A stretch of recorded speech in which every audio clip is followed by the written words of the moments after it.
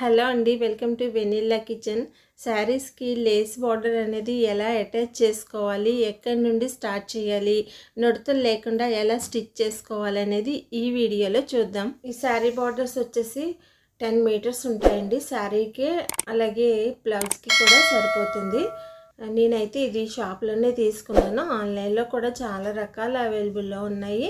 Cost కూడా రీజనబుల్గానే ఉంటున్నాయి. ఈ బార్డర్ వచ్చేసి కట్ వర్క్ బార్డర్ అండి. ఇప్పుడు ట్రెండింగ్లో ఉంది కదా ఈ బార్డర్ అనేది. కట్ వర్క్తో ఉన్న శారీస్ కూడా చాలానే వస్తున్నాయి.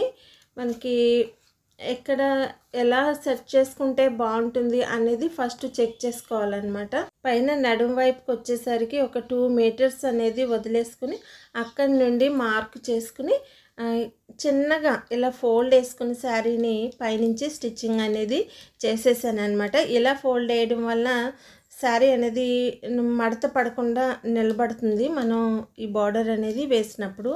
శారీ వచ్చేసి చాలా తక్కువ రీజనబుల్ రేట్లో పడింది. దీన్ని కొంచెం కాస్ట్లీగా తయారు చేసుకోవచ్చు. ఇలా బార్డర్తో డిజైన్ చేసుకోవడం వల్ల ఫుల్గా అయిన తర్వాత మీరే చూడండి శారీకి ఎంత న్యూ లుక్ అనేది వచ్చింది. నేను పెట్టే వీడియోస్ చూస్తున్నారు కానీ లైక్ అనేది చేయటం లేదండి. మీరు ఇచ్చే లైక్ వలన చాలా సపోర్ట్గా ఉండి నేను మరిన్ని మంచి వీడియోస్ చేయాలనే ఉత్సాహం నాలో వస్తుంది. ప్లీజ్ దయచేసి లైక్ చేయండి. శారీకి పైన లేస్ వేయడం వల్ల అది వేరే లుక్లో వస్తుందండి.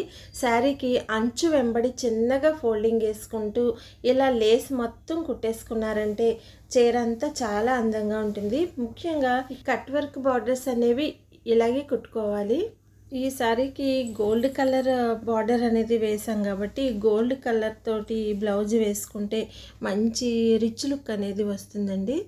పెద్ద బార్డర్స్ వచ్చే శారీస్కి కూడా ఈ కట్ వర్క్ బార్డర్స్ అనేవి ట్రెండింగ్లోనే ఉన్నాయండి. ఇలా సింపుల్గా డబల్ కలర్స్లో వచ్చే శారీని పిల్లలు కనుక వేసుకున్నారంటే చాలా బ్యూటిఫుల్గా ఉంటుంది.